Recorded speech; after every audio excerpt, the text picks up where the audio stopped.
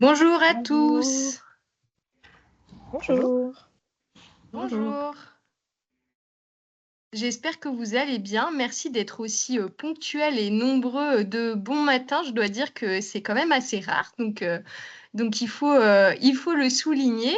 Peut-être avant de commencer, on est sur un format donc table ronde, donc vous avez bien évidemment tout le temps et la volonté de poser vos questions dans le chat, de lever la main, etc. On aura également un temps de questions-réponses prévu. Faites attention toutefois au début de l'événement à bien fermer vos micros. Je serai sans pitié si je vois un micro ouvert, je le ferme, je vous préviens. Et donc voilà, mais en tout cas, un grand merci d'être parmi nous ce matin. Je suis ravie donc d'animer cette table ronde avec mes collègues Anna, Claire et Frédéric. Et je suis Manon donc de l'association Pro Bono Lab. Je me permets quand même d'entrée de jeu un petit mot pour contextualiser le pourquoi de ce webinaire et également un petit mot bien sûr sur l'association pour laquelle je travaille parce que je ne sais pas si vous la connaissez tous et toutes.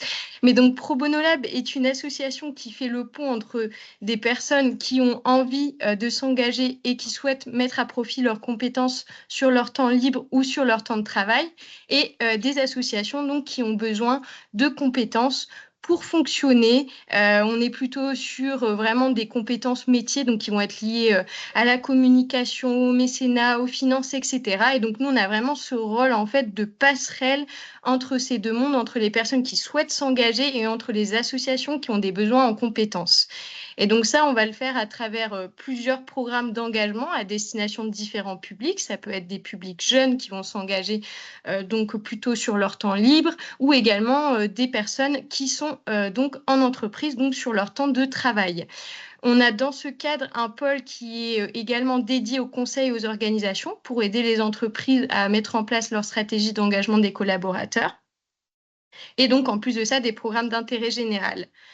On a enfin également, c'est dans ce contexte que vous êtes là aujourd'hui, un pôle observatoire. Et dans ce pôle, on a pour mission d'animer toutes les questions qui sont liées à l'engagement, donc à travers l'organisation de webinaires, de tables rondes, de rencontres et aussi à travers la participation donc opérationnelle ou même éventuellement financière à des études qui portent sur l'engagement, le bénévolat ou encore le mécénat de compétences. Et donc aujourd'hui, je suis ravie de vous accueillir sur notre webinaire qui porte sur les mutations de l'engagement. C'est un sujet qui nous tient particulièrement à cœur. Pourquoi? Parce que déjà, en tant qu'accompagnateur d'associations, on entend régulièrement des associations déplorer le manque de bénévoles. C'est un peu la galère pour elles voilà, de trouver des personnes sur le long terme, mais aussi même parfois sur le court terme. Donc, on va dire qu'on a ce son de cloche aussi en interne. Et en parallèle de ça, effectivement, on entend régulièrement parler de crise du bénévolat. On voit qu'il y a des enjeux, des choses qui se passent, notamment, par exemple, la dernière étude de recherche et solidarité faisait quand même état d'une recomposition du bénévolat avec la tranche des 65 ans et plus qui a tendance à se désengager, même si en parallèle, on a l'engagement des jeunes qui commencent quand même à tirer vers le haut également. Donc voilà, il y a pas que des challenges, il n'y a pas que du négatif. Et dans cette étude, ce qui était aussi beaucoup ressorti, c'était le fait que la colonne vertébrale des associations était en danger, à savoir que les personnes qui allaient s'engager de manière plus récurrente, donc au moins une fois par mois, et je crois que c'était ça, enfin, en tout cas des personnes qui ne s'engageaient les personnes qui ne s'engageaient moins de façon récurrente. Et donc, ça posait un challenge pour les associations. Donc aujourd'hui, on a souhaité en discuter avec Anna de la Fonda, Claire de l'association Petits Frères des Pauvres et Frédéric qui a été délégué général du mouvement associatif, je crois, entre 2014 et 2024. Mais n'hésite pas, si je me trompe, Frédéric, à me corriger. Je suis ravie de vous accueillir aujourd'hui pour en discuter. Je vous propose peut-être pour commencer et pour voir si vous êtes bien réveillés, challenge question à l'audience.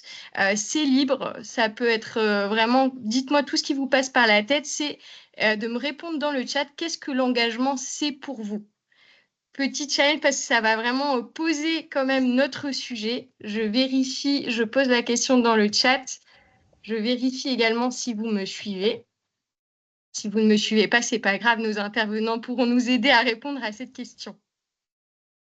Et n'hésitez pas aussi à me dire si vous ne pouvez pas répondre dans le chat, vous pouvez également donner à la volée quelques mots à l'oral, etc. C'est la question à 10 000 euros, hein, qu'est-ce que l'engagement? Et oui, tout à fait.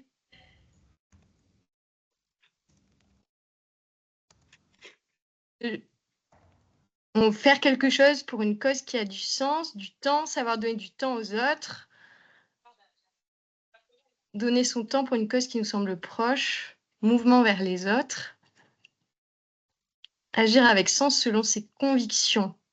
On retrouve beaucoup la question d'action, du sens et du temps. Très bien. Être en phase, agir pour le collectif. Bon, vous êtes bien inspirés ce matin, en tout cas. Je pense qu'il va y avoir de la bonne discussion, ça fait plaisir. Agir pour le bien commun. Très bien, eh bien, je vais laisser la lourde tâche à Anna, je délègue de rebondir sur toutes les réponses qui ont été données et de commencer avec cette table ronde. L'idée là, c'est qu'on pose un petit peu l'état des lieux. Est-ce que finalement c'est justifié quand on parle de crise de l'engagement, Anna, et au final, qu'est-ce que c'est l'engagement? Peut-être à bien distinguer aussi avec l'engagement bénévole. Point Absolument. d'interrogation. Absolument. Bonjour à toutes et à tous et merci beaucoup Manon pour cette invitation et je suis ravie donc d'échanger ce matin avec Claire ainsi que Frédéric. Donc, qu'est-ce que l'engagement? Question un peu métaphysique de bon matin, je pense que vous la posez chaque jour bien évidemment en vous brossant les cheveux. Donc, l'engagement, déjà, nous avons choisi de l'étudier à la Fonda, donc qui est le laboratoire d'idées du monde associatif, car dans le cadre du renouvellement du projet stratégique de la Fonda, donc en 2022, plusieurs associations nous interpellaient, nous disaient: «Ah là là, il y a une crise de l'engagement, il y a de moins en moins de bénévoles, c'est la catastrophe», etc. Et en même temps, on voyait que la sémantique de l'engagement se diffusait au fur et à mesure dans la société. J'en prends pour preuve, par exemple, les entreprises où dès lors que vous faites vos courses, vous voyez de l'engagement à gogo, de la vaisselle engagée, en passant par la glace engagée, jusqu'à même, quoi d'autre? Des vêtements engagés. Bref, et en même temps, du côté des pouvoirs publics, on s'apercevait qu'il y avait quelque chose, parce qu'eux-mêmes recourent quand même à cette sémantique. J'en veux pour preuve le service civique ou bien le service national universel, voire même Parcoursup, qui valorise l'engagement de nos jeunes. Donc tout ceci montrait pour nous qu'il y avait quelque chose qui était en train de se jouer au sein de la société, que l'engagement était sur toutes les lèvres. Et donc c'est pour ça que nous avons décidé de mener une démarche prospective exploratoire et participative sur la société de l'engagement pour mieux cerner cette notion et explorer les futurs possibles. Donc là, vous l'avez dit, je fais beaucoup de teasing, mais c'était pour vous quand même recontextualiser un petit peu la démarche qui est la nôtre à la Fonda. Et donc, je vais enfin répondre à ta question, Manon. Qu'est-ce que l'engagement? Eh bien, nous, à la Fonda, nous avons une approche assez large et on s'appuie sur celle proposée par la sociologue Anne Muxel, qui a rédigé d'ailleurs un ouvrage très intéressant, Les Français sur le fil de l'engagement, que je vous invite à consulter. Donc l'engagement, pour Anne Muxel, se caractérise par des actions et des valeurs qui s'inscrivent dans un processus biographique et une temporalité sociale. Bon, qu'est-ce que ça veut dire tout ceci? Parce que ça fait beaucoup de mots de bon matin, mais je vois que vous avez déjà beaucoup d'éléments de réponse dans le chat. Donc par des actions, c'est-à-dire qu'il y a l'idée de mise en mouvement. Cela peut être au travers, par exemple, d'un don de temps, donc le bénévolat, mais aussi de dons financiers, des pétitions, des manifestations. Il y a Oui, quelqu'un c'est qui la essaie même. de dialoguer avec moi à distance. Bonjour.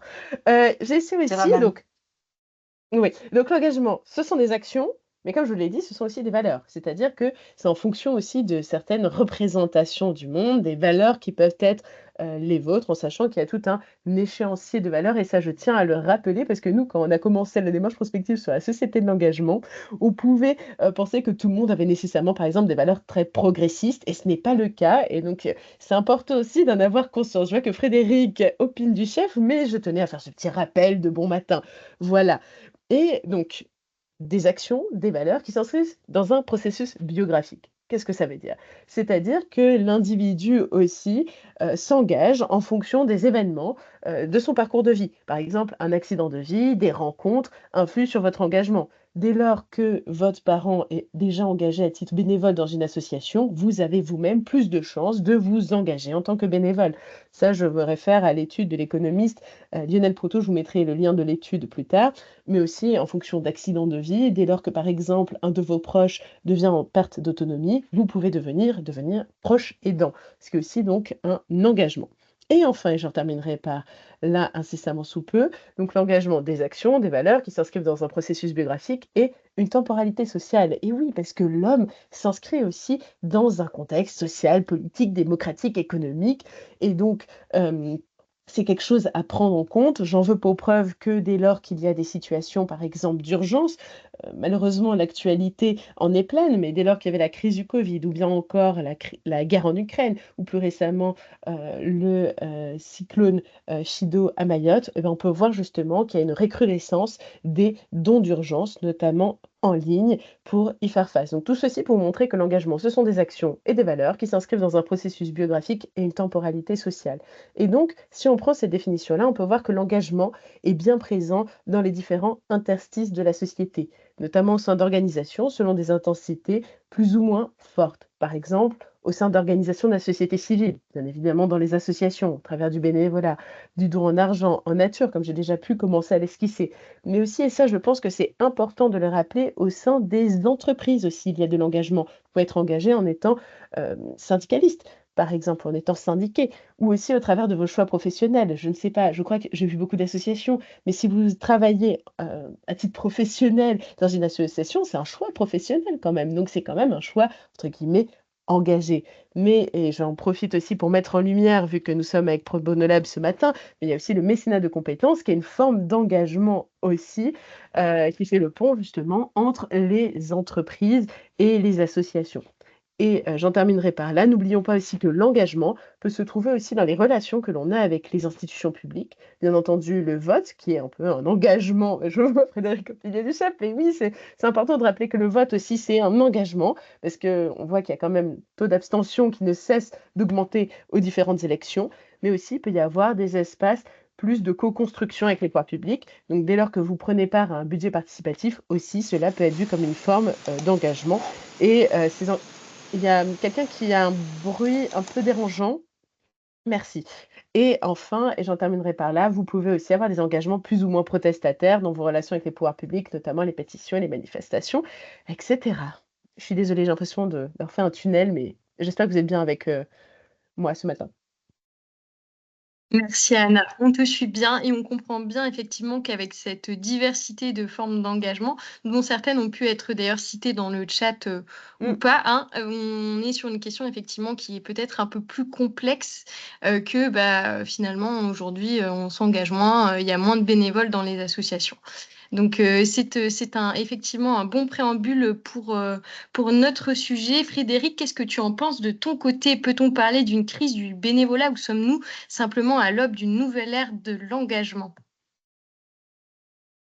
Merci, bonjour à toutes et tous. Et merci Anna pour cette première lancée très stimulante et qui pose bien, je trouve, les termes généraux et notamment cette sémantique engagement qui est un sujet vraiment complexe aujourd'hui et très intéressant. Mais effectivement, moi, je vais plutôt me concentrer sur la question bénévolat associatif. Alors, une nouvelle ère de l'engagement, c'est très, très ambitieux. Mais effectivement, moi, j'aime pas trop non plus cette idée de crise du bénévolat qui me semble aujourd'hui très galvaudée parce qu'en fait, bon, ça fait un certain temps que je suis dans le monde associatif et j'ai l'impression d'avoir entendu parler de crise du bénévolat depuis au moins 20 ans. Et puis encore plus ces 10 dernières années, et puis encore plus là ces dernières années, même si je pense on commence à avoir un travail plus approfondi et plus intéressant pour revoir un peu cette question crise du bénévolat. Et j'aime bien la façon dont tu l'approches maintenant en disant recomposition. Tu parlais de recomposition. Et effectivement, je pense que c'est plutôt l'angle à aborder. Peut-être juste parce que Anna parlait de cet engagement très large, mais rappeler quand même que les associations sont le premier lieu d'engagement encore aujourd'hui. En France, en tout cas quand on parle de chiffres, hein. C'est vraiment le réceptacle, on va dire, prioritaire des engagements, plus que les partis politiques, plus que les syndicats. Après, évidemment, l'engagement au sein de sa famille, auprès de ses proches, il est plus difficile à quantifier, mais quand les études le font, ça semble montrer que les associations restent quand même le premier endroit où les Français et Françaises vont s'engager. Donc c'est important à rappeler. Et c'est aussi important de rappeler que, évidemment, le bénévolat, c'est la ressource essentielle du monde associatif. C'est ce qui fait le monde associatif, puisque quand même 90% des associations sont des associations animées uniquement par des bénévoles. Alors, peut-être un peu plus de 10% qui restent, qui sont des associations aussi employeuses. Et effectivement, là aussi, on peut avoir de l'engagement autre que bénévole, que ce soit au travers des salariés, des services civiques, voilà, du volontariat de toutes sortes. Mais voilà, 90% des associations, quasiment 90%, ne fonctionnent qu'avec des bénévoles. On voit bien que c'est là la ressource essentielle. Donc du coup, dès qu'il y a un peu des fluctuations autour de ça, bien sûr que c'est un sujet d'inquiétude pour les acteurs eux-mêmes. Et finalement, je pense que vu de chaque association, enfin celle en tout cas qui ressentent des difficultés, évidemment qu'elles parlent de crise parce que les associations, leur problème, c'est qu'elles veulent faire toujours plus.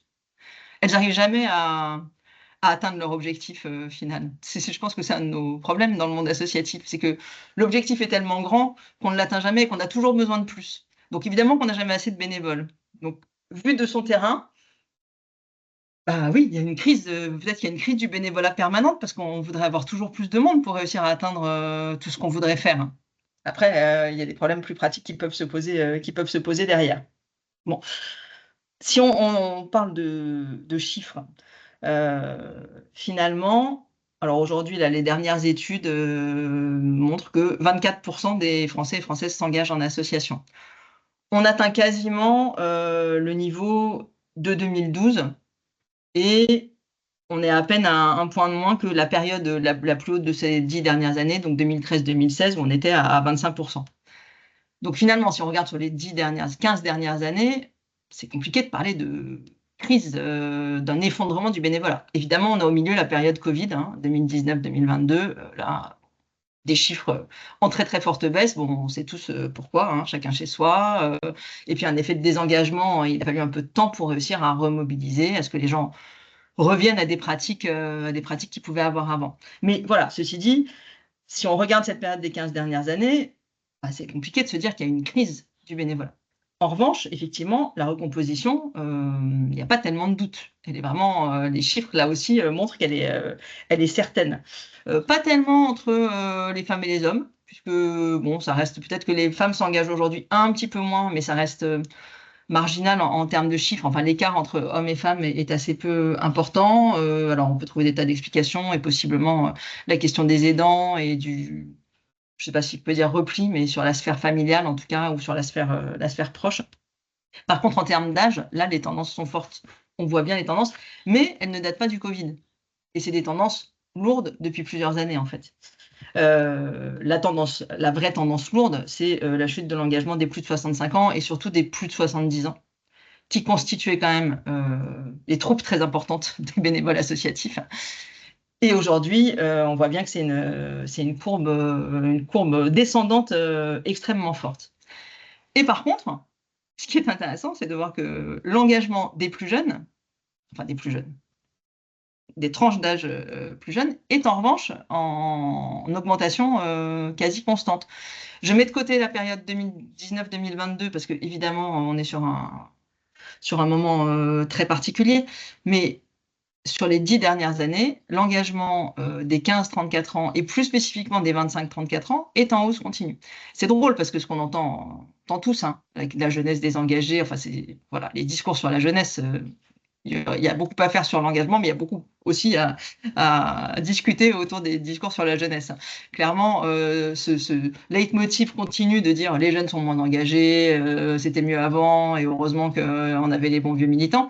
Bon, c'est pas ce que montrent les chiffres aujourd'hui. En fait, ce que montrent les chiffres aujourd'hui, c'est que les jeunes, on a tous la définition de jeunes, mais on va dire la classe des 25-34 ans, s'engage beaucoup plus fortement ces dernières années, très clairement.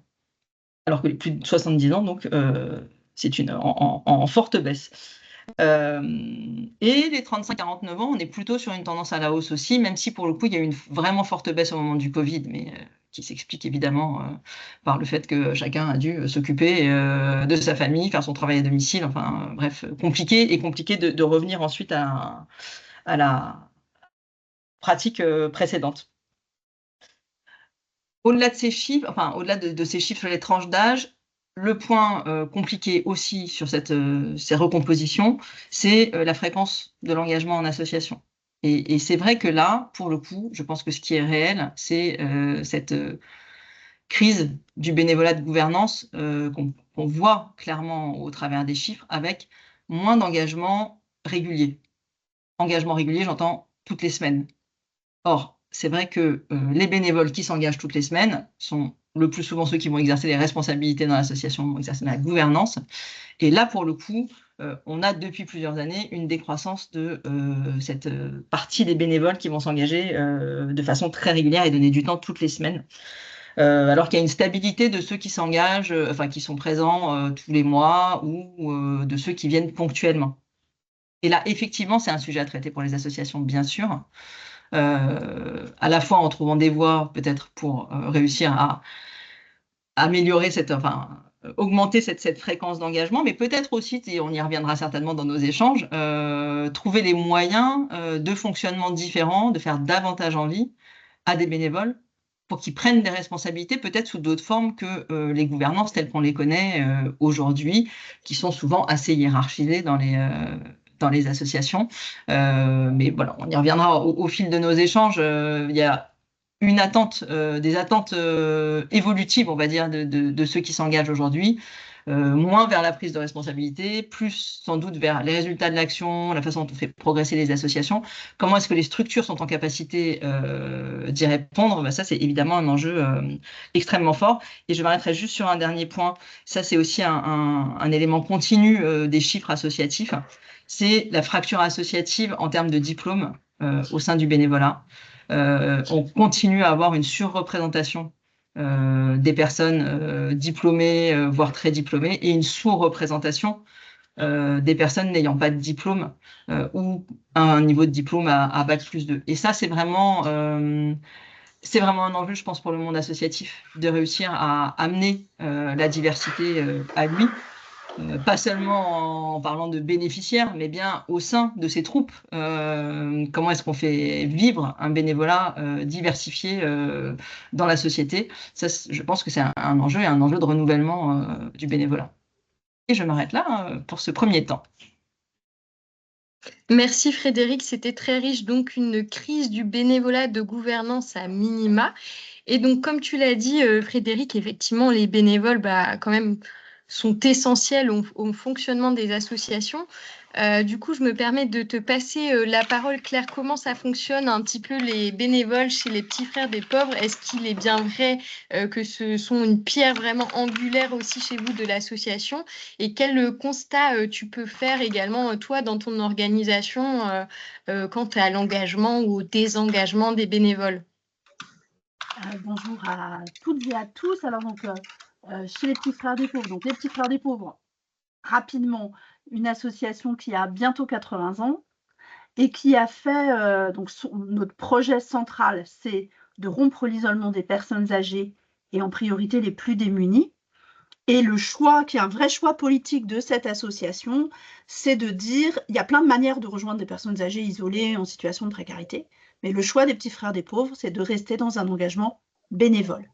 Donc vraiment, l'association mobilise des bénévoles pour aller rompre l'isolement des personnes âgées.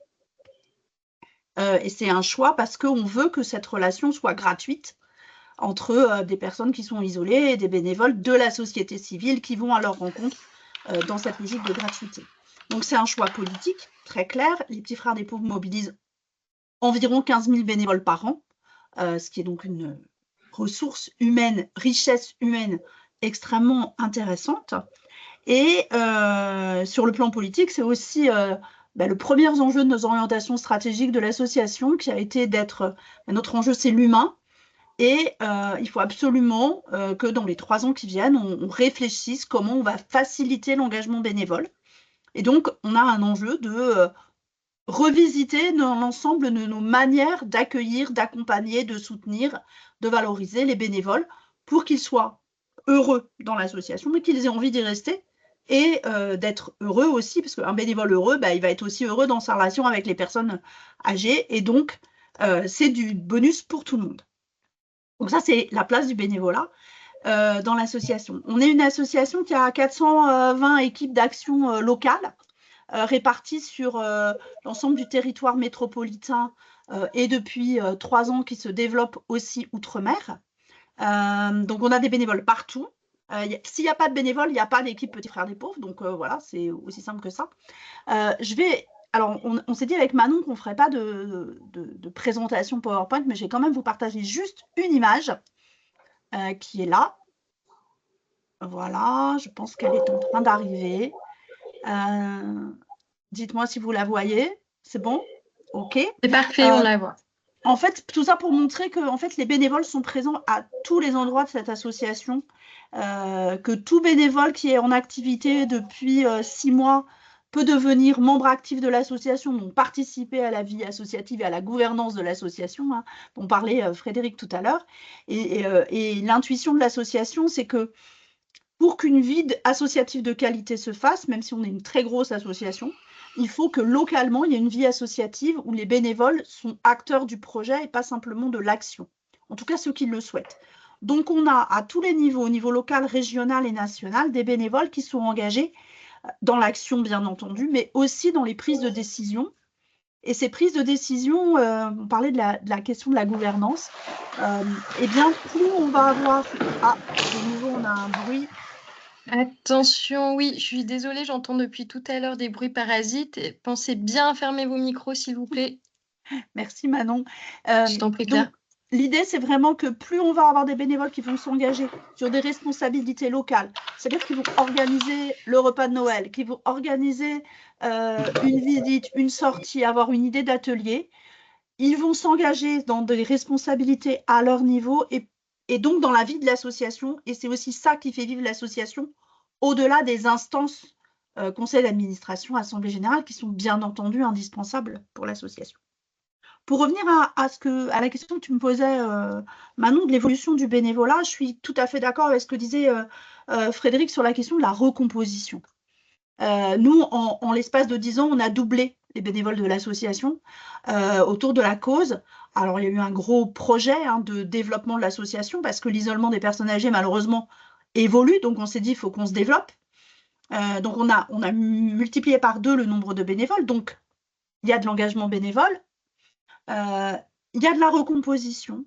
Effectivement, sur les personnes, nous, ce qu'on a surtout vu, c'est cette colonne vertébrale dont parlait Frédéric, c'est-à-dire les bénévoles engagés toutes les semaines, plutôt des retraités, ceux qu'on voit encore beaucoup dans les instances associatives, les conseils d'administration, nos conseils d'équipe, parce qu'ils ont des disponibilités plus grandes en semaine aussi. Ceux-là, on les a vus peut-être... alors, il y a eu la crise Covid qui a beaucoup fait partir aussi certains bénévoles qui ont décidé de ne pas revenir après la crise Covid.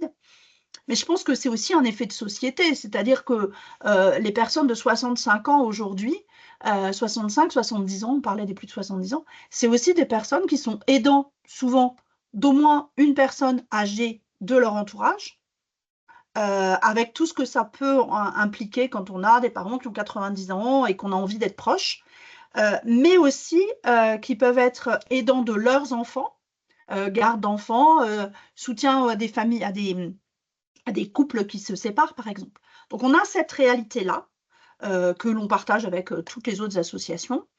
Et on a aussi quelque chose donc moi j'appelle ça la génération sandwich, et donc qui est pris par leurs proches. Peut-être, ça ne veut pas dire qu'il n'y a pas d'engagement, mais ça veut dire que l'engagement est peut-être moins associatif et plus dans l'environnement de proximité.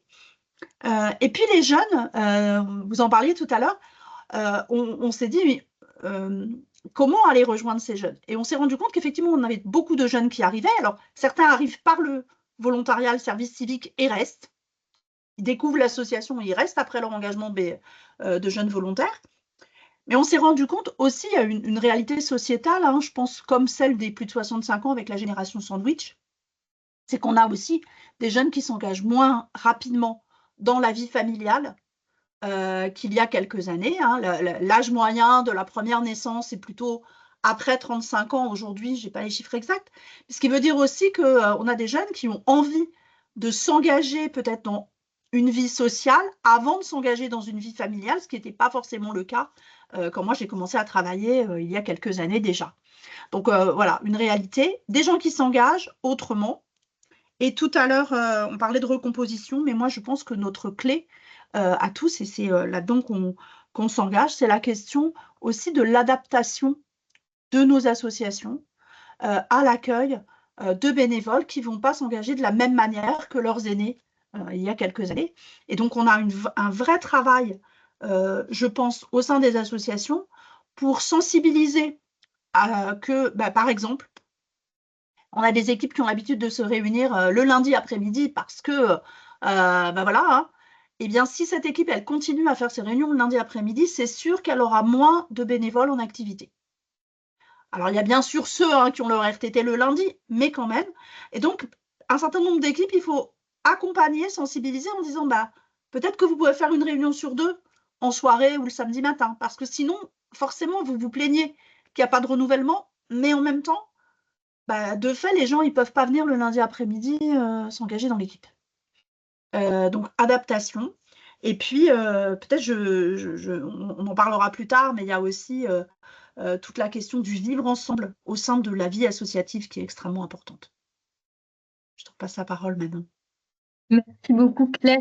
Alors, peut-être peux-tu nous parler, donc vous avez travaillé avec Recherche et Solidarité sur un baromètre pour en savoir plus, donc sur les attentes et les motivations, et également l'évolution finalement de ces attentes chez les bénévoles des Petits Frères des Pauvres. Alors, je pense que tu es tout à fait bien placé pour donc commencer à répondre à cette grande question. Donc, quelles sont en tout cas les mutations de l'engagement, ou en tout cas celles qui ont été observables dans le cadre de cette étude?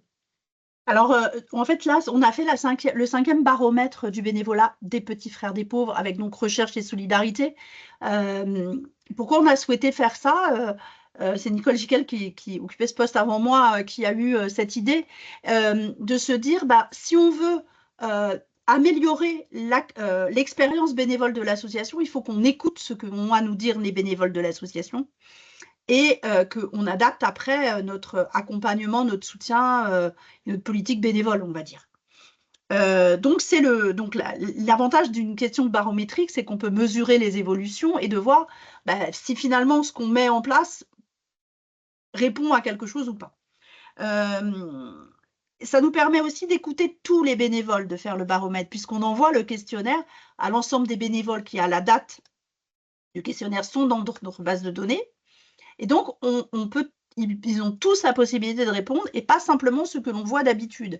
C'est-à-dire pas ceux qui sont en responsabilité, pas ceux qui viennent en réunion, pas ceux qui viennent en formation, mais tous. Donc, ça nous donne une vision peut-être plus à 360 aussi de la réalité vécue par les équipes. Donc, on a un baromètre, ça nous permet de prendre la mesure au fil du temps. Le premier a été fait en 2017, donc on a vu les évolutions de la façon dont les gens vivent leur expérience bénévole. Mais ça nous permet aussi d'ajouter des questions supplémentaires quand on a envie d'avancer. Cette année, notre question, c'était sur comment vous vivez votre vie en équipe locale, puisqu'on sait que l'expérience bénévole, il y a l'association avec sa cause, mais il y a aussi ce que je vis concrètement sur mon territoire. Alors, les grandes satisfactions de nos bénévoles, c'est la cause. C'est donc le plaisir qu'ils ont à être en contact avec des personnes âgées. C'est la plus grande satisfaction. La deuxième chose, et c'est intéressant, c'est la question du plaisir. Pour les bénévoles, ce qui est important, c'est d'avoir du plaisir dans leur activité et notamment le plaisir de se sentir utile, de se sentir efficace et d'avoir l'impression de contribuer. Et puis, en troisième, chez nous, c'est la convivialité au sein de l'équipe. Donc, on reviendra à cette question de qualité. Si on a des satisfactions, on a forcément des déceptions qui nous disent des choses en creux par rapport à ce qu'on a en satisfaction. Et la plus grande déception, c'est le manque de bénévoles. Frédéric en parlait tout à l'heure. Il y a toujours cette envie d'être plus nombreux. On est quand même assez satisfait cette année parce que le baromètre d'avant, on avait 50% des bénévoles qui disaient qu'il manquait de bénévoles et cette fois-ci, on n'a plus que 32%. Ce qui veut peut-être dire que dans le travail qu'on engage sur notre cycle de l'engagement bénévole, il y a des choses qui peut-être ont bougé. La deuxième insatisfaction, c'est finalement l'impression que l'action menée, elle a ses limites et que on voudrait changer le monde et peut-être qu'on n'est qu'un colibri et voilà. Et puis alors la troisième qui est quand même assez pour moi inquiétante et qui nous amène à travailler aussi la vie associative, c'est que 17% de nos bénévoles disent que ce qui les déçoit beaucoup, c'est la relation avec les autres bénévoles. Voilà, donc un vrai champ qui nous dit on a à travailler sur cette question de la vie associative en local. Ce qui est aussi très intéressant, c'est ce que les bénévoles disent de ce que le bénévolat leur apporte. Parce que finalement, si on veut aussi pouvoir donner envie à d'autres de s'engager, c'est intéressant que les bénévoles qui agissent disent le bénévolat, il m'apporte ça. Donc, nous, les bénévoles Petits Frères des Pauvres, ils disent que ça leur apporte d'être plus à l'écoute et plus attentifs aux autres. Donc, ils développeraient des qualités relationnelles, de mieux affronter les situations compliquées. C'est-à-dire que d'être en équipe face à une situation compliquée, on apprend à sortir de situations complexes. Et puis, c'est aussi d'être plus à l'aise dans la prise de parole. Je pense que réellement, on apprend en travaillant en équipe, et les bénévoles le disent, on développe des compétences de travail en équipe, mais aussi de prise de parole pour donner son avis. Et puis enfin, on a donc voulu creuser la question de la vie d'équipe. Et dans cette vie d'équipe, on a 90% des bénévoles qui nous disent que l'ambiance est très conviviale au sein de leur équipe, donc on est ravis, puisque ça fait partie de la reconnaissance aussi et de l'envie d'avancer. Il y a des temps d'échange en collectif qui sont riches. Par contre, on a quand même un vrai travail aussi sur la répartition des tâches entre bénévoles, puisqu'on a 69% des bénévoles seulement qui nous disent que la répartition des tâches est bien faite au sein de l'équipe. C'est un peu... Donc ça nous amène aussi à travailler sur la place de chacun au sein de l'association. Est-ce qu'on n'a pas qui finalement prennent trop de place, prennent trop de pouvoir, ou pensent qu'il n'y a que eux qui savent faire, et du coup les autres n'osent pas et ne s'épanouissent pas dans leur bénévolat. Voilà, donc le baromètre du bénévolat que l'on fait vraiment avec Recherche et Solidarité depuis plusieurs années est une mine. Et d'ailleurs, l'ensemble des travaux de Recherche et Solidarité, ils vont bientôt, la France bénévole 2025 va bientôt sortir. Je vous invite vraiment à guetter la sortie de ce document qui va nous donner de nouveaux enseignements, je pense.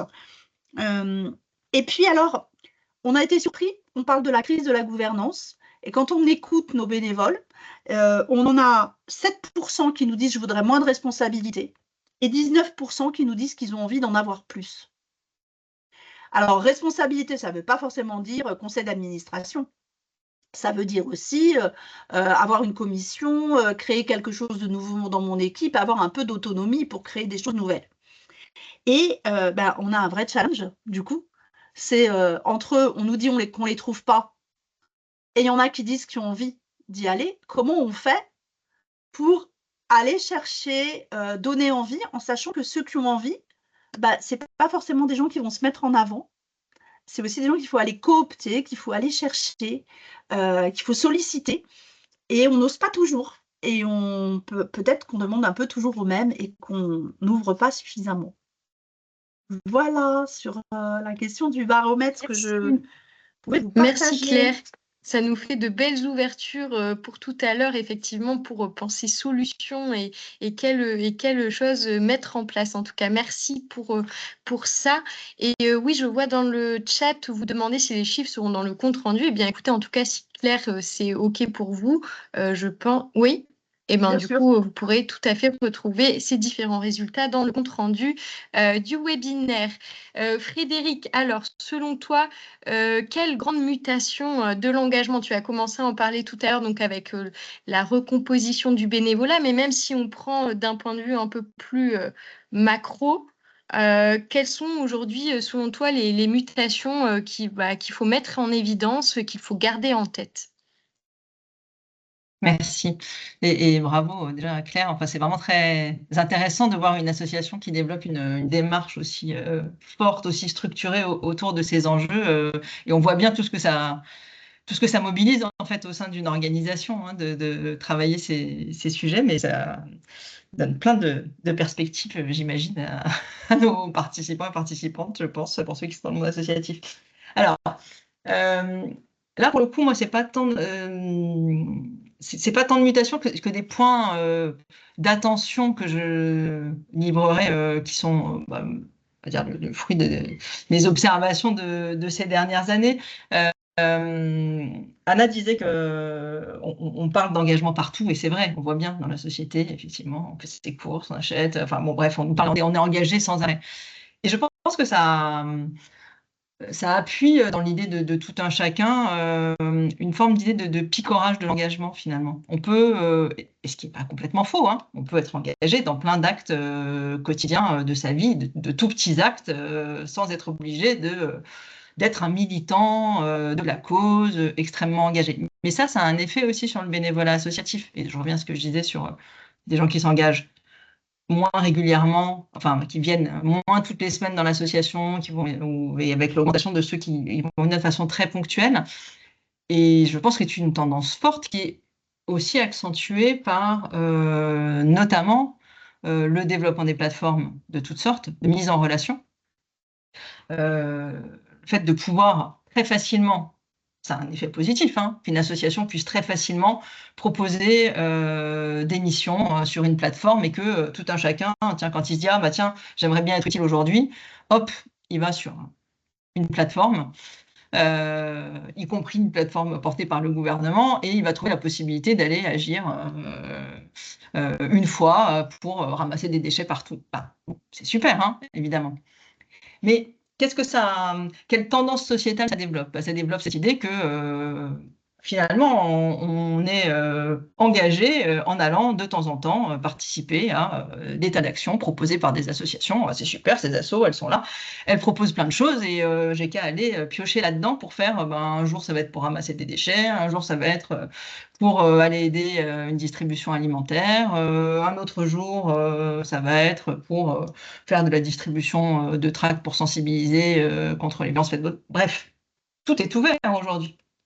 Qu'est-ce que ça veut dire pour les assos derrière si elles n'ont pas une démarche aussi structurée que celle qui est présentée par les petits frères des pauvres? Bah, c'est finalement la capacité à accueillir plein de bénévoles qui viennent, enfin plein de personnes qui ont envie de faire des actions. Bon, très bien.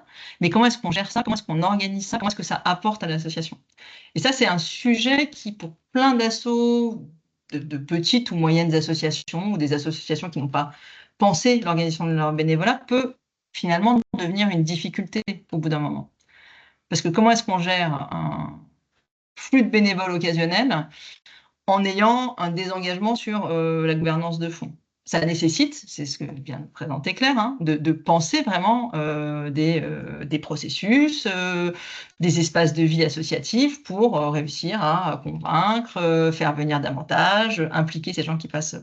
Donc cette question moi ce que je vais appeler le picorage associatif finalement, peut être une problématique pour les associations si elles ne s'en emparent pas, si elles ne le pensent pas.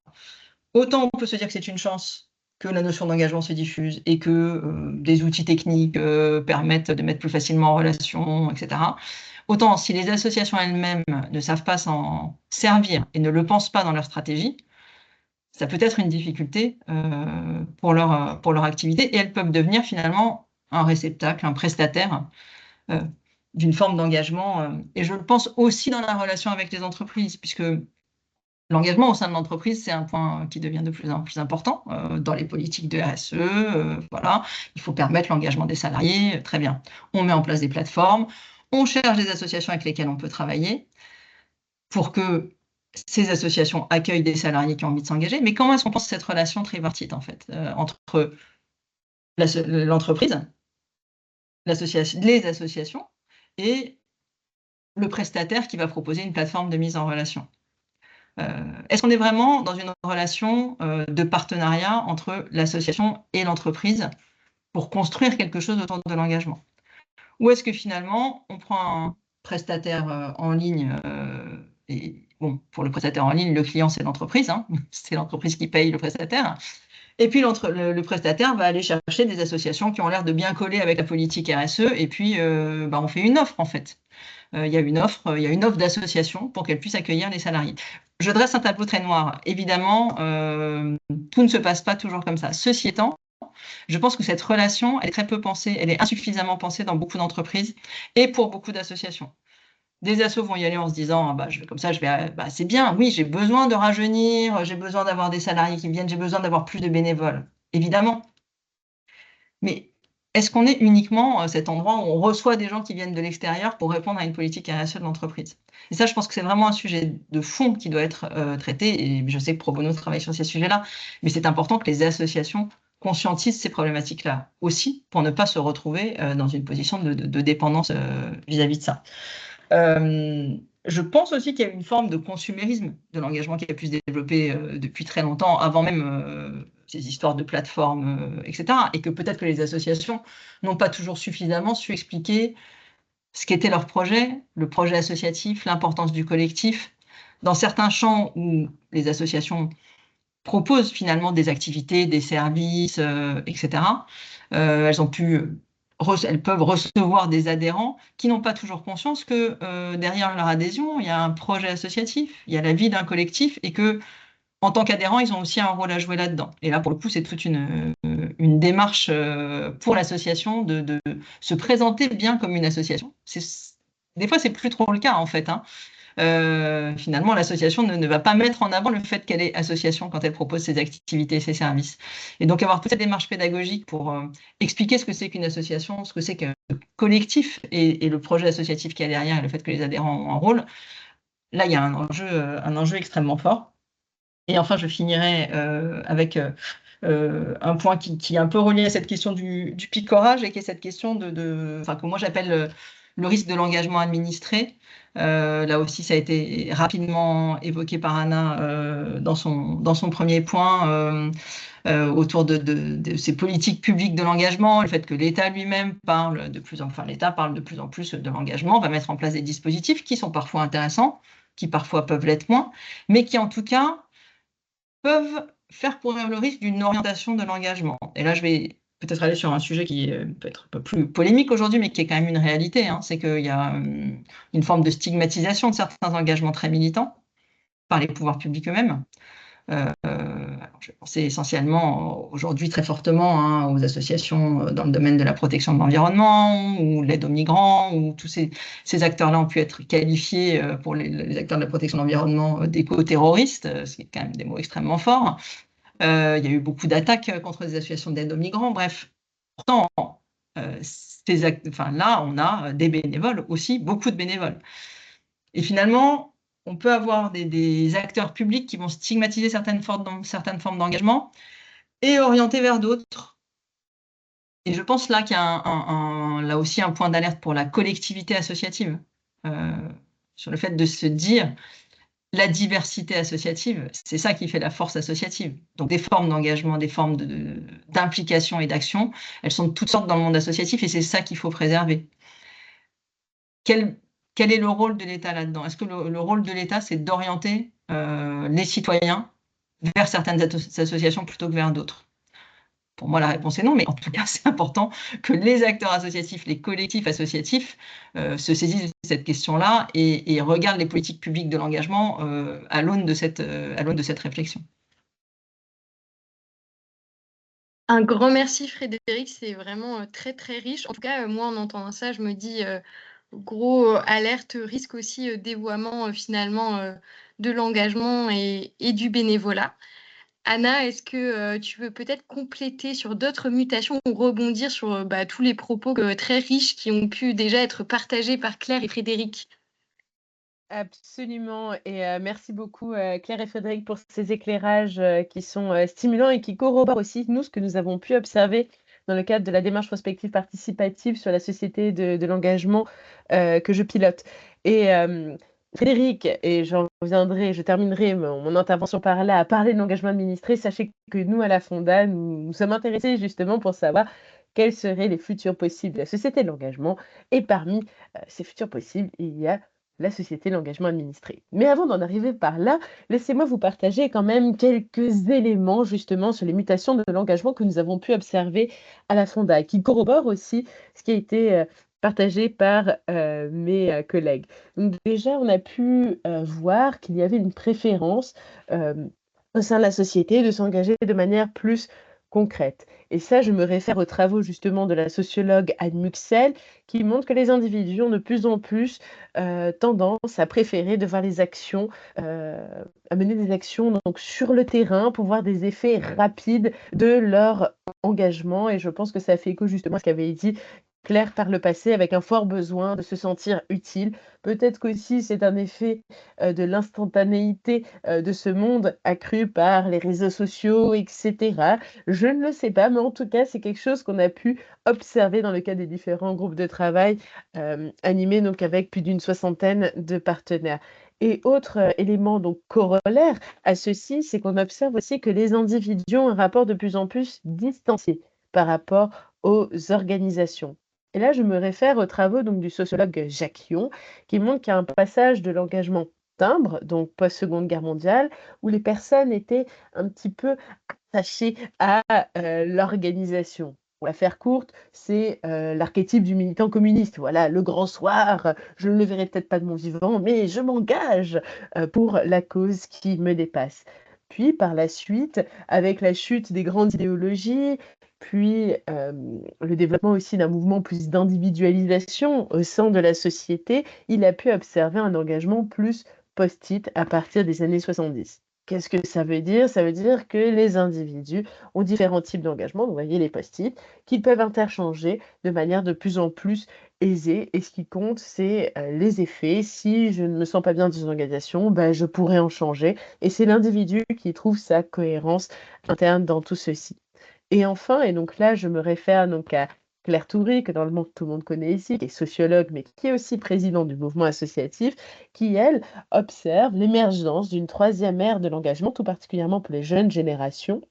Donc, c'est la génération tout particulièrement de Greta Thunberg, où ils souhaitent, qu'on pourrait résumer ainsi, le grand soir, c'est tout de suite. C'est-à-dire, ils veulent des changements radicaux, mais ils ne vont pas attendre d'avoir 70 ans pour les voir advenir. Il faut que les changements soient là, maintenant. Donc, cela aussi suppose, comme le disait Frédéric, d'adapter nos organisations pour avoir des victoires rapides, mais aussi des victoires à plus long terme, donc de transformation plus profonde de la société, pour capter et maintenir cet engagement dans la durée, si vous me permettez ces expressions. Et donc, en résumé, au regard de tout ce que je viens de vous dire, on peut voir que les individus sont de plus en plus multi-appartenants dans leur engagement, c'est-à-dire qu'ils peuvent appartenir de manière simultanée à différentes organisations pour différentes causes, c'est-à-dire on peut œuvrer pour la justice climatique tout en étant très au fait des questions sociales, voire sociétales, et avec un rapport donc, qui est plus ou moins distancié aux organisations. Et j'en profite pour souligner quand même qu'il y a un rapport de plus en plus distancié par rapport aux institutions publiques, quand même, que nous avons pu documenter dans nos travaux, avec notamment un processus de fragmentation, de polarisation de la société. Donc les associations peuvent être ces espaces justement de tiers de confiance dans une société justement qui peut, par certains égards, se déliter. Mais, et je souhaiterais rebondir, si j'ai encore quelques minutes maintenant à ce sujet, vous partager aussi des choses que nous avons pu voir justement sur l'engagement des jeunes et des seniors, parce qu'on entend beaucoup de choses et cela vient bien évidemment corroborer ce qu'ont pu partager Claire et Frédéric. Donc, par rapport à l'engagement des jeunes, nous, ce qui nous a marqué, c'est qu'on avait pu voir qu'ils sont plus dans une logique d'expérimentation, avec des engagements pluriels, simultanés à différentes échelles. Par exemple, bon, je vous fais des archétypes, hein, attention, soyons bien d'accord. Mais, on peut être jeune, œuvrer, faire sa marche entre guillemets pour le climat le week-end, tout en étant attentif à ses pratiques d'achat, tout en étant conscient de la justice climatique. Et ça, c'est très intéressant, c'est de voir justement ce continuum de l'engagement que les jeunes cherchent de plus en plus. Et ça, je pense que c'est vraiment quelque chose à avoir en considération et une articulation aussi des échelles. C'est-à-dire, on peut s'engager pour un sujet, entre guillemets, global, le réchauffement climatique en l'occurrence, mais aussi être ultra engagé à des niveaux de grande proximité. Et donc ça aussi, c'est intéressant à observer. Et là aussi, je me réfère donc aux travaux du sociologue Laurent Lardeux qui parle aussi d'aspiration de décentralisation militante des jeunes générations, où en fait, le système classique, mais c'est ce qu'ont montré justement Frédéric, enfin ce qu'a montré Frédéric notamment, ne correspond plus nécessairement aux aspirations des jeunes générations. Vous avez le président, le trésorier, etc. Bon, cela ne fait pas nécessairement suscite pas nécessairement un intérêt très fort pour les jeunes générations. Donc c'est comment aussi on réussit à s'adapter. Et justement, les jeunes, au travers plutôt de collectifs, comme le montrent donc les travaux de Laurent Lardeux, expérimentent des formes plus horizontales de gouvernance. Et donc ceci aussi peut-être être des pistes de réflexion aussi pour nos associations, pour s'adapter à ces évolutions sociales qui sont à l'œuvre, parce que les jeunes d'aujourd'hui sont les seniors de demain. Donc il va y avoir un enjeu d'adaptation tôt ou tard. Et qu'est-ce que je voulais dire d'autre? Oui, aussi sur les seniors. Eh ben, ils sont toujours engagés. Et ça, j'étais très contente aussi que Claire parle justement de ce rôle de ses proches aidants.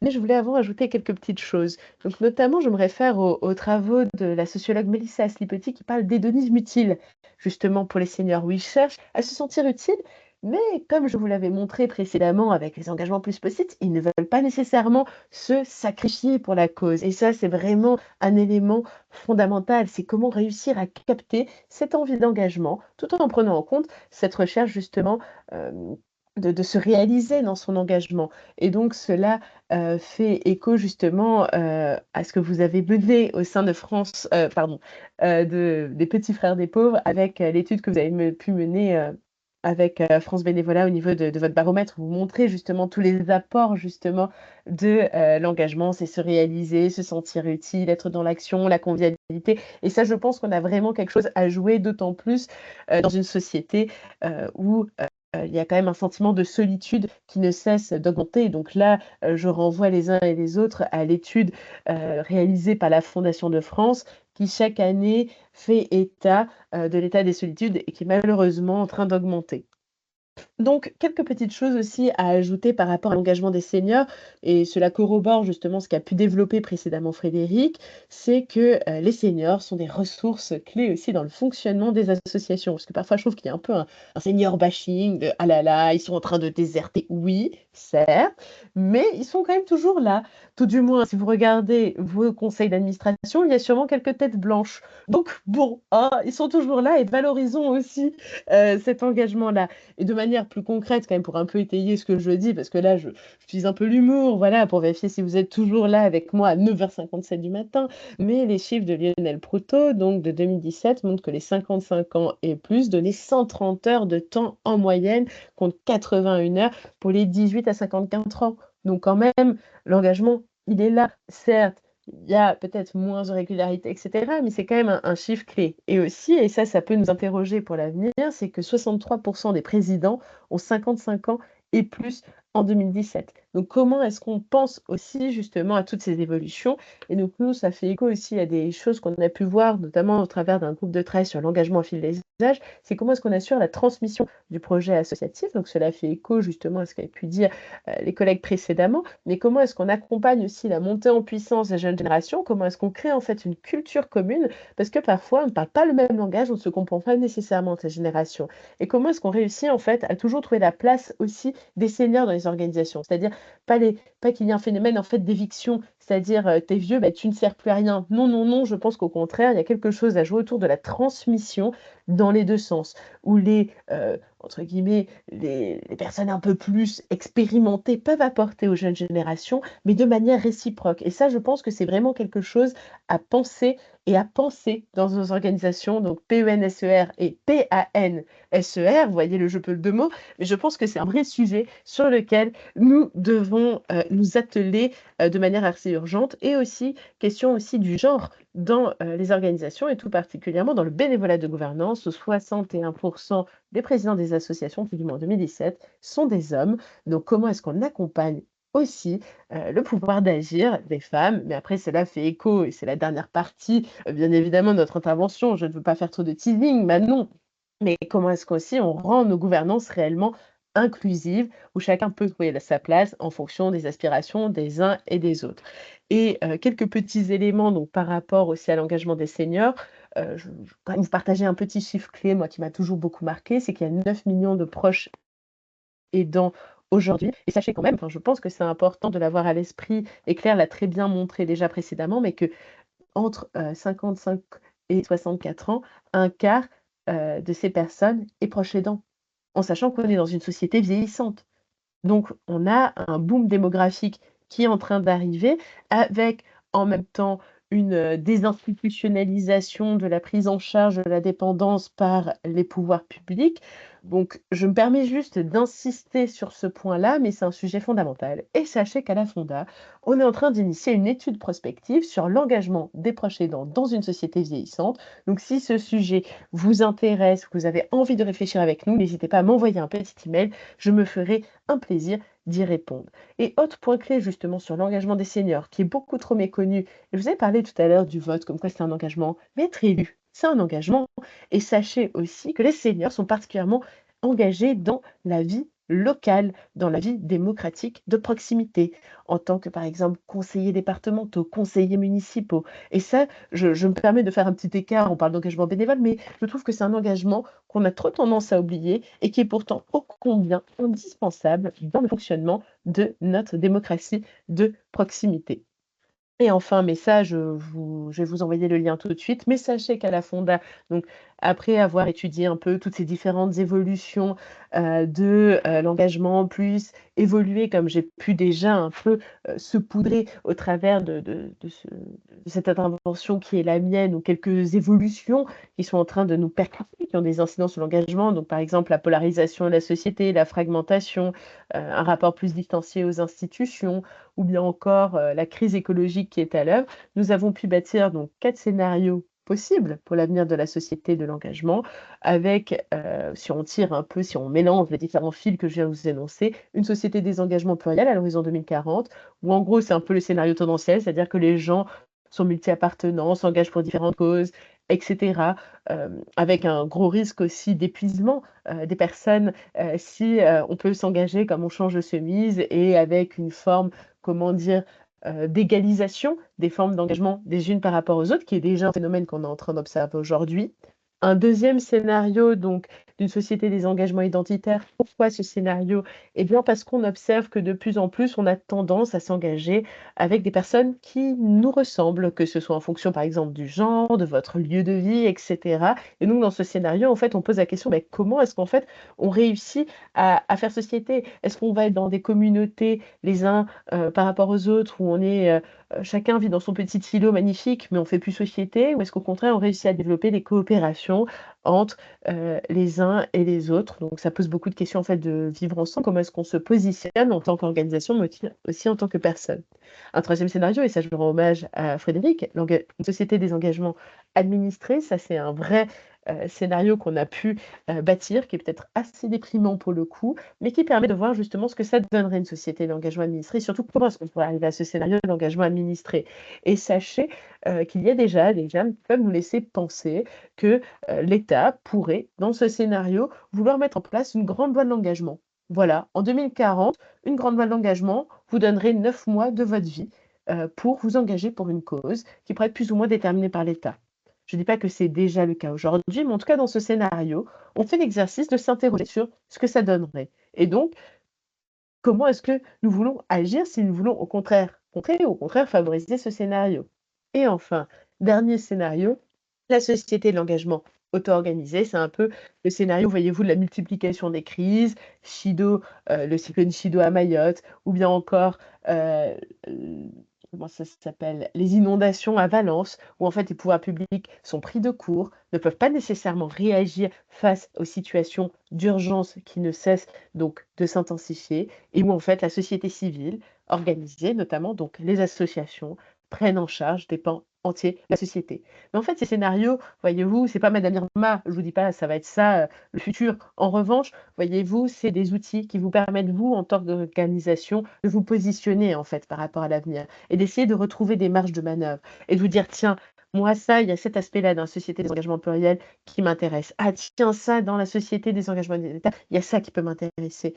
Quelles sont mes menaces? Quelles sont les opportunités à l'échelle de mon organisation?» Mais aussi, ce serait intéressant de le faire à l'échelle en fait du, mouvement associatif. C'est-à-dire quelles sont nos principales menaces? Quelles sont nos principales opportunités? Et surtout de voir après, de faire un peu un exercice d'introspection, que ce soit au sein de vos organisations ou à l'échelle plus collective, quelles sont aussi les actions que nous mettons déjà en œuvre par rapport pour essayer d'agir sur cette opportunité-là, pour la transformer réellement, pour que c'est un effet de levier et aussi, quelles sont les actions que nous pourrions créer. voyez-vous. En fait, le but de cette démarche prospective, et je suis désolée si je suis un peu trop longue, et de ces scénarios, c'est de vraiment retrouver des marges de manœuvre dans un monde qui nous paraît de plus en plus instable, dans un monde où on se dit que rien n'est à faire. Non, parce que si vous êtes déjà là à 10h05, c'est que vous pensez qu'on peut changer le monde. Et à travers ces scénarios, c'est véritablement un outil, en fait, au service de vous, de vos organisations, pour retrouver des marges de manœuvre. Voilà, c'était un petit peu le moment intense de mon intervention, mais je tenais vraiment à vous le partager. Merci Anna. J'ai partagé donc dans le chat les différents scénarios évoqués par Anna. Je pense que vu que l'heure tourne, on n'aura pas le temps forcément d'en redébattre, mais n'hésitez pas là au fil de l'eau à nous partager dans le chat quelle société parmi les scénarios évoqués vous inspire, quel scénario serait préférable selon vous. Et nous avons donc 10 minutes pour toutes les trois, Claire, Anna, Frédéric, pour justement, comme tu le disais Anna, refaire le monde et nous donner aussi un petit peu d'espoir, à savoir que comme on l'a évoqué, l'engagement est là. Et aujourd'hui, qu'est-ce qu'on fait pour s'adapter à ces différentes mutations? Claire, notamment, je te propose de commencer puisque tu avais évoqué tout à l'heure effectivement l'étude faite par Recherche et Solidarité. Est-ce que ça a changé des choses? Est-ce que vous avez pu mettre en place certaines actions récemment ou même moins récemment qui viennent en fait répondre aux nouvelles volontés d'engagement ou même et comment dire, en adéquation avec les impératifs des associations? Pas évident. Merci Manon, je vais essayer d'être brève. Alors, toutes ces données qu'on a de nos attentes bénévoles et aussi de notre projet associatif nous dit voilà, faut qu'on s'adapte. Donc, depuis 3 ans, on a vraiment développé un gros travail avec l'ensemble du pôle bénévolat et engagement. Pas seul, bien entendu, mais en interrelation avec l'ensemble des acteurs du réseau. Dans toutes nos équipes, on a des commissions de bénévolat qui sont des bénévoles qui sont là pour accueillir les nouveaux bénévoles et travailler la question du bénévolat. Donc, c'est un travail de réseau avec tout ce que ça implique en animation de réseau, en aller-retour. Et vraiment, on est dans une logique d'essayer de mettre en place des cercles vertueux. Par exemple, on voit que la question de l'engagement des jeunes est une question chez nous. On avait un vieillissement, notre bénévolat. On se dit là, quand même, l'intergénérationnel, c'est hyper intéressant pour les personnes, pour notre cause et pour notre vie associative. On a choisi de dire, en fait, ça ne sert à rien de dire il faut que vous ayez des jeunes dans vos équipes. C'est bien, ça ne marche pas. Donc, en fait, on s'est dit où est-ce qu'il y a des appétences? Comment est-ce qu'on va mettre en lumière le positif de l'engagement des jeunes au sein des équipes pour donner envie, donc le faire là où les gens ont envie, le mettre en valeur pour développer l'engagement des jeunes. Et alors, ça prend du temps. Ce n'est pas 6 mois après que ça fonctionne. Mais on s'est rendu compte que aux différents endroits, on a à tous les niveaux de l'engagement, que ce soit du bénévolat d'action vers du bénévolat de gouvernance, on a aujourd'hui, par exemple, dans le conseil d'administration, un tiers des bénévoles du conseil d'administration qui sont des personnes qui travaillent, ce qui n'était pas le cas auparavant. Même chose au niveau de nos présidents régionaux. Donc, on se rend compte que ça prend du temps, mais il faut mettre en place des cercles vertueux. On a travaillé sur un guide qui s'appelle le guide du pouvoir d'agir, favoriser l'engagement bénévole. Et en fait, on s'est rendu compte qu'on est parti de l'expérience bénévole. Et en se disant, finalement, on parle souvent de comment on sensibilise, comment on recherche, comment on intègre des nouveaux bénévoles, éventuellement comment on les forme.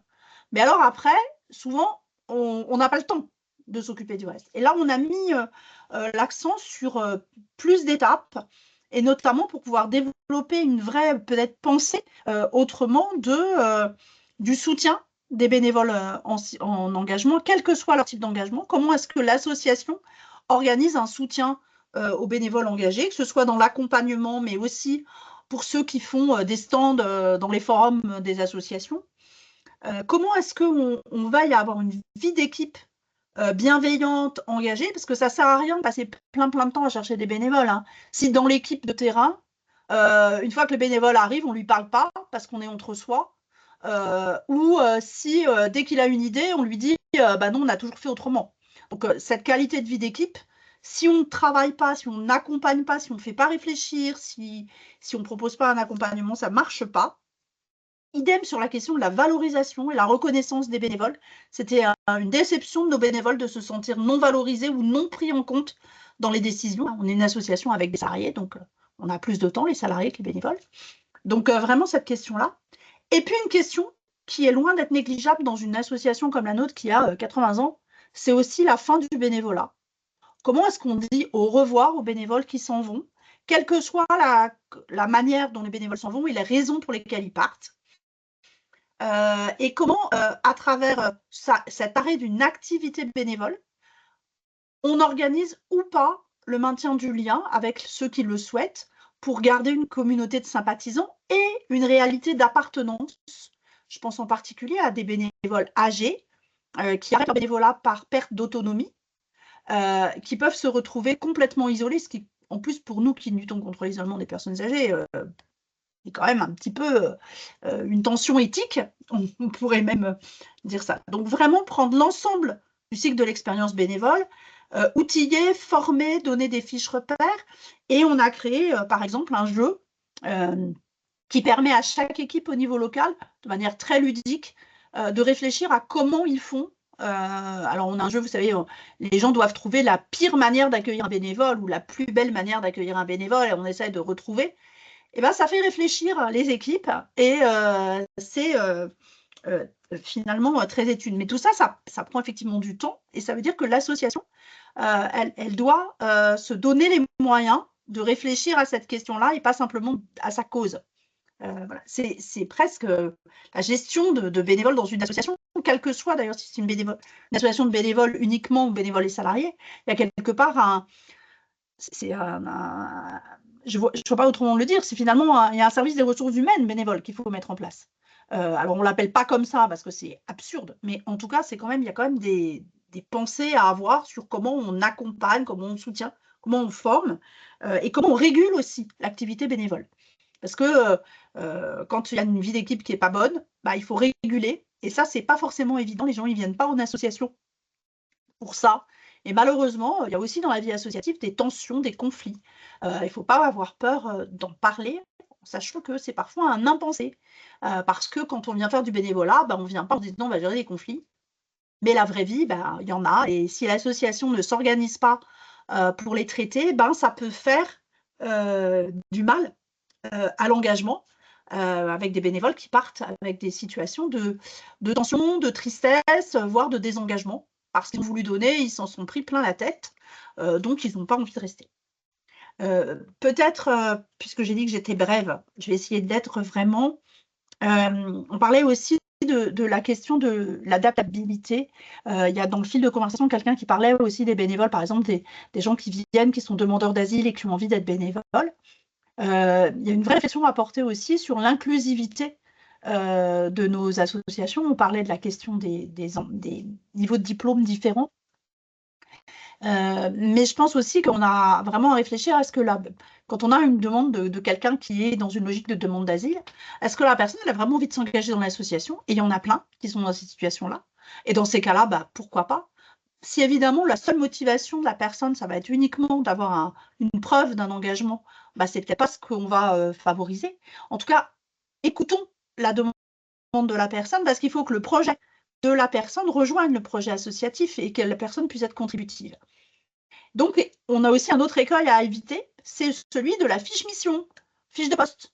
Voilà, je veux un bénévole comme ça. Il doit être là le lundi, le vendredi après-midi et faire ça. Et puis, on a un bénévole qui arrive, qui a envie de proposer quelque chose. Si on n'a pas un peu de dialogue intelligent pour voir comment les deux projets vont se rencontrer, eh ben, on a de grandes chances que ce bénévole-là, il ne rentrera jamais dans l'association ou il n'y restera pas, ce qui n'est pas simple. Et sur la question des bénévoles retraités, tout à l'heure, je crois que c'est Anna qui parlait des personnes en mécénat de compétences. Nous, on s'est rendu compte, au local comme au national, que quand on a la chance de pouvoir accueillir des mécènes de compétences sur des durées, notamment des mécénats de compétences de fin de carrière, eh bien, quand un bénévole, quand une personne fait un mécénat de compétences et qu'il s'épanouit dans son mécénat de compétences au sein d'une association, que ce soit au niveau local ou au niveau national, eh bien, s'il se sent bien, quand son mécénat de compétences s'arrête, il reste bénévole, il connaît déjà extrêmement bien l'association et c'est une ressource extrêmement riche, donc en sens financier, bien entendu, mais de compétences nouvelles pour l'association et puis d'engagement. Voilà, donc pour moi, je dirais vraiment s'adapter, prendre en compte la totalité de l'expérience bénévole et pas que l'entrée dans le bénévolat. Même si toutes les plateformes qui existent sont merveilleuses et heureusement qu'elles existent pour donner envie. Et puis, oui, adaptons-nous et soyons à l'écoute des envies pour qu'elles soient au service du projet et qu'elles l'enrichissent. Merci beaucoup, Claire. Frédéric, Juan, est-ce que vous voulez compléter rapidement pour nous laisser quand même le temps de clôturer au moins sur une question? Moi, je vais peut-être juste dire un mot Frédéric? rapidement, sans revenir sur tout ce que Claire a dit, parce que vraiment, je trouve que c'est super de montrer à quel point, enfin voilà, c'est important pour les assos d'interroger leur modèle, de mettre en place des stratégies. Et bon, alors l'exemple des petits frères des pauvres est vraiment particulièrement riche et je ne suis pas sûre que toutes les assos vont réussir à faire pareil, mais en tout cas, voilà, ça donne vraiment plein d'idées, plein de pistes. C'est vraiment super. Juste, je voudrais dire quelque chose sur le côté plutôt plaidoyer qui peut être fait par des collectifs associatifs. Mais il faut que les associations en soient convaincues aussi. Moi, je trouve qu'il y a un problème pour les bénévoles, et en particulier les bénévoles de gouvernance, autour de la question de la surcharge administrative et de la complexification, parce qu'on ne l'a pas du tout abordé là, mais c'est quand même un motif fort de désengagement et de déception pour les bénévoles et pour les responsables associatifs. La tendance dans laquelle on est à toujours plus de complexification pour les associations, plus de demandes de redevabilité, etc. Bon, beaucoup de gens, la plupart des gens ne s'engagent pas pour ça. Ils peuvent l'assumer jusqu'à un certain point, mais au bout d'un moment, ils peuvent plus. Donc, il y a quand même un message extrêmement fort à faire passer, à mon avis, au pouvoir public. C'est bien beau de dire il faut de l'engagement partout et les bénévoles, c'est formidable, et heureusement qu'ils sont là en temps de crise. Mais il y a aussi un moment où il faut le prendre en compte dans la politique qu'on mène avec les associations. Et voilà, et c'est parce qu'un des premiers motifs de déception des bénévoles aujourd'hui, quand on les interroge, c'est quand même le manque de moyens dans les assos et la difficulté à faire avancer les choses. Et la question de la surcharge administrative là-dessus me paraît quand même être un point important. Et je pense par ailleurs que, en termes de politique publique, franchement, plutôt que d'investir dans des plateformes de mise en relation, je vais finir par dire le nom, mais un outil comme Je veux aider qui prend une place importante et qui reçoit un financement non négligeable au regard de ce qui est des moyens qui sont mis pour les têtes de réseau en termes de politique publique. Bon, c'est bien sympa, mais est-ce que ce ne serait pas plus intéressant de mettre cet argent-là pour aider, accompagner, permettre aux associations de faire tout ce travail autour de cette adaptation aux transformations du bénévolat et de l'engagement? Parce que ce que vient de présenter Claire, ça demande des moyens, ça demande de l'investissement humain, ça peut être des ressources salariées, mais aussi de l'appui d'outillage, logistique, etc. Enfin voilà, je ne vais pas demander à Claire de nous dire ce qu'est l'investissement des petits frères des pauvres en termes de budget sur ces questions-là, mais ce sont des moyens, et ça, personne ne finance ces moyens-là, en fait. Donc, ça me semblerait beaucoup plus intéressant que les pouvoirs publics, personne, quand je dis c'est compliqué pour des fondations ou pour les pouvoirs publics de mettre de l'argent là-dessus. Or, c'est bien là l'enjeu de la transformation des associations et de leur adaptation aux attentes des citoyens en termes de bénévolat. Voilà. Merci Frédéric. Un bon appel du pied au pouvoir public. Je ne sais pas s'il y a quelqu'un parmi nous. Anna, est-ce que tu veux terminer, peut-être clôturer sur effectivement les solutions ou dans la mesure du possible, les adaptations que peuvent effectuer les associations? Les adaptations, je pense qu'il y a beaucoup de choses qui ont été déjà développées par Claire et Frédéric, et je souscris totalement à ce que tu dis. Je trouve qu'on attend beaucoup des associations, que c'est un espace merveilleux aussi d'émancipation, de pouvoir d'agir, etc. Enfin, vous voyez, bon, je pense qu'on est toutes convaincues de ceci. En revanche, c'est quels moyens est-ce que l'on donne réellement aux associations, et je parle notamment des fonctions support, qui sont parfois pas du tout financées ou insuffisamment financées, et notamment comment est-ce qu'on réussit aussi à faire coopérer les associations entre elles, donc toute l'ingénierie aussi de la coopération. Parce que pour faire face à ces défis que j'ai développés tout le long de cette table ronde, il va falloir qu'on réussisse à coopérer, qu'on nous donne les moyens aussi pour réussir à coopérer, que ce soit entre organisations, entre salariés, mais aussi entre bénévoles. Et ça, je pense que c'est un enjeu clé. Non, je voudrais terminer plus sur la question de valorisons aussi les engagements, puisqu'on disait comment est-ce qu'on réussit à attirer les gens, comment est-ce qu'on réussit à les faire durer aussi dans nos organisations. Et je permets de faire un petit pas de côté, voilà, insistons vraiment aussi sur les questions de convivialité, d'être dans la joie aussi, d'être dans le partage. Les associations, c'est certes des projets de transformation de société, fondamentalement, une vision politique, les choses, disons-le nous, mais aussi c'est la joie d'être ensemble, de partager. Et ça, je pense que c'est vraiment un espace assez incroyable pour refaire société et que c'est vraiment à valoriser et à ne pas oublier, parce que parfois on est dans la gestion très quotidienne, face à des difficultés aussi, pour le coup financières, comme l'a rappelé Frédéric. Donc, sacralisons aussi ces moments festifs de convivialité, d'échange, de partage. Valorisons aussi les engagements des uns et des autres.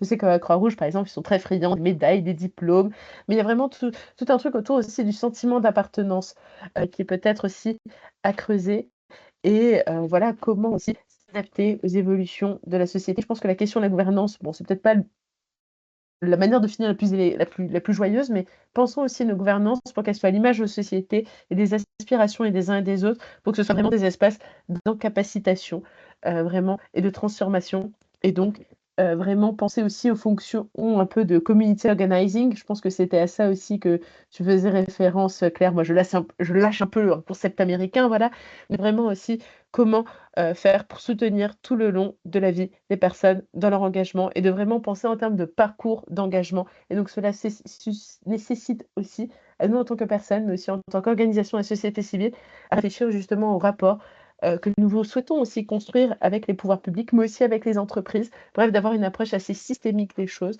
pour faire advenir des changements qui nous paraissent souhaitables. Et je pense que l'avenir est éminemment politique, politique pas dans le sens politique politicienne, mais politique, c'est-à-dire qu'est-ce qui nous relie les uns aux autres, quelle transformation souhaitons-nous voir advenir pour un monde qui soit plus juste, plus solidaire et plus inclusif. Merci Anna, parfait. C'était un parfait vraiment mot de la fin, honnêtement. Merci à vous. Donc merci Anna, merci Claire, merci Frédéric. Il nous reste 10 petites minutes si vous avez des questions. Il y avait peut-être Philippe qui avait mis dans le chat une question. Est-ce que Philippe, vous voulez peut-être la poser directement à l'oral? Ou sinon, je peux vous lire également. Oui, bonjour. Bonjour Philippe. Merci. Bonjour à toutes et tous. Merci pour la qualité de vos intervenantes et de vos échanges. Bien sûr, la question de l'engagement se pose dans toutes nos associations. Il se trouve que je suis administrateur à la Fédération Léo-Lagrange et nous sommes confrontés à beaucoup des questions que vous avez évoquées. J'ai mis en exergue modestement la question de la dimension économique aussi de nos associations, puisque nous sommes des acteurs de l'économie sociale et solidaire, une dimension très présente aujourd'hui pour toutes sortes de raisons, en particulier celle que Mme Frunder a soulignée, je crois, en disant que les pouvoirs publics se reposent trop souvent, sans reconnaissance parfois, sur les acteurs associatifs ou autres, et que nous sommes devant des enjeux de plus en plus manifestes, qui nous conduisent d'ailleurs à des alliances de toutes sortes. La Fédération Léo-Lagrange est dans une alliance qui s'appelle le Pacte du pouvoir de vivre, avec beaucoup d'autres organisations de différents secteurs d'activité. Et toutes nous rencontrons une difficulté, celle de la relation avec les pouvoirs publics, les décideurs, la prise en compte de nos propositions dès la conception des politiques publiques et aussi dans leur mise en œuvre, non pas parce que nous aurions une vérité, mais parce que nous avons une expérience acquise dans l'action et basée aussi sur la durée. Une intervenante parlait de 80 ans d'âge, nous c'est 70 ans, beaucoup existent depuis longtemps et ça renvoie effectivement à l'usure des bénévoles, notamment ceux qui sont des personnes engagées dans la gouvernance, mais ça renvoie aussi au fait que nos salariés sont de moins en moins sur de l'action de l'ordre de l'éducatif pour ce qui nous concerne, et de plus en plus sur de la gestion, parce que passant leur temps à des négociations de toutes sortes, sur l'absence de politique publique de moyen terme, traçant des perspectives dans lesquelles nous nous sentirions plus concernés et mieux associés, et nous permettant de nous focaliser dans la mobilisation de nos moyens sur ce qui nous importe, changer le monde avec humilité, mais avec détermination. Et cette dimension acteur de l'économie sociale et solidaire doit nous amener aussi à nous interroger sur les politiques publiques. On parle aujourd'hui de projet de loi de finances. Par exemple, les associations auraient-elles droit à accéder au crédit impôt recherche? Quid de la taxe sur les salaires? il y a plein de questions comme ça qui sont aussi portées par nos syndicats employeurs, par nos collectifs divers et variés, et nous sommes trop peu entendus.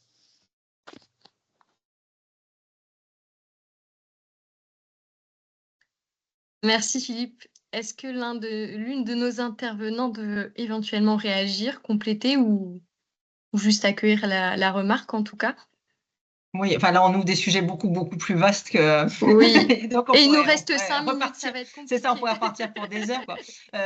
Moi, sûr. juste, je veux dire, il y a un point qu'on a assez peu abordé, mais qui me paraît important et qui est un peu sous-jacent, même si ce n'est qu'une toute petite partie de l'intervention de Philippe Giraud, mais la relation entre salariés et bénévoles et penser la relation entre salariés et bénévoles dans une organisation, c'est extrêmement important aussi.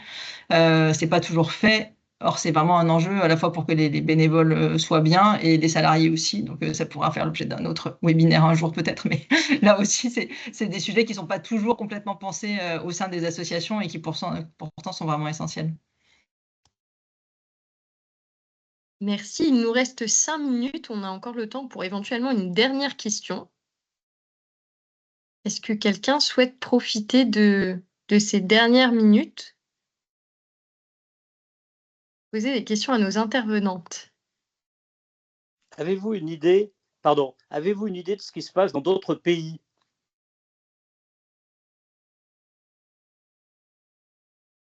Anna, c'est pour toi, ça. Oula! Oula! Sympa. On s'est beaucoup intéressé au cas français. Mais ça, je vous reverrai plutôt vers Stéphanie Andrieux, qui est administratrice de la Fonda, qui est aussi membre du HCVA, présidente de la commission engagement, qui a rédigé dans la Tribune Fonda. On s'intéresse beaucoup à la Tribune Fonda, qui est la revue trimestrielle de notre association, qui éclaire les grands enjeux du monde associatif, en l'occurrence l'engagement, où à chaque fois on donne la parole justement à des chercheurs qui nous partagent leurs éclairages sur l'engagement dans leur pays. Donc, c'est ma manière de m'éclipser parce que je ne peux pas donner de réponse outre mesure. Et comme vous avez vu, l'engagement, c'est une définition assez large à la Fonda. Donc, il y a l'engagement partout, fondamentalement. Après, dans quelle mesure, je ne peux pas vous répondre plus et je ne veux pas le faire pour pas pas être juste dans mon propos. Donc, je vous renvoie plutôt aux travaux. Moi, je vais peut-être juste ajouter quelque chose. J'ai pas de chiffres sur l'engagement ailleurs, etc. La seule chose qu'on peut dire, c'est que le monde associatif en France est particulièrement développé par rapport aux autres pays européens. Hein. Clairement, la France est le pays qui compte le plus d'associations en Europe. Mais pour revenir sur le côté un peu déprimant que je peux avoir parfois, on observe quand même aujourd'hui un peu partout, enfin dans beaucoup de pays d'Europe, une fragilisation du tissu associatif et une stigmatisation de la société civile organisée, quoi. Il y a eu là très récemment en Hongrie une manifestation importante face à une loi qui vient d'être déposée pour limiter très fortement l'action des associations, en fait, l'action des citoyens organisés, l'action des associations. C'est malheureusement une tendance qu'on observe dans beaucoup de pays sur une limitation des libertés associatives. Voilà, je ne veux pas plomber complètement l'ambiance. C'est important qu'on parle du bénévolat, comment on motive les bénévoles, etc. Quand on a un regard un peu politique aujourd'hui sur la façon dont les choses tournent dans le monde et en Europe, et on est malheureusement loin d'être à l'abri de tout. Je pense que le monde associatif, enfin il l'est, hein, je sais qu'il l'est, le monde associatif doit être extrêmement vigilant parce que les tendances ce qu'on appelle le rétrécissement de l'espace civique sont extrêmement fortes, chez nous sur certains aspects, mais dans des pays très proches où on observe vraiment une stigmatisation du tissu associatif militant. Absolument. Et juste pour rebondir là-dessus, nous, on a pu observer à la Fonda quand même que les fondations se saisissaient de plus en plus de cette thématique aussi de la vitalité démocratique. J'ai vu récemment, je crois, le Fonds pour la démocratie avec Mathilde Rivoire qui est sorti. Ce sont des signaux faibles aussi qui montrent quand même que le monde de la philanthropie s'en saisit et pourrait être un allié, je pense, assez précieux aussi pour les associations à l'avenir. Voilà, j'essaie de donner un peu d'espoir malgré tout ce qu'on décrit dans l'ouvrage que je vous ai mis dans le chat. Malgré tout ceci, il y a des marges de manœuvre comme d'habitude. Et sachez que même si le combat peut paraître un peu perdu, cela vaut la peine de le mener parce qu'un avenir est meilleur est toujours possible, même si bon, faut lire un peu des écrits de résistants, etc., pour retrouver peut-être la foi, mais Bon, à 10h30, je suis peut-être un peu trop déchaînée, mais c'est le sujet quand même. Il y a toujours des marges de manœuvre et on y arrivera d'une manière ou d'une autre. Et je pense que l'engagement est un formidable levier justement pour y parvenir et surtout d'être liés les uns aux autres. Donc vraiment la question du lien social.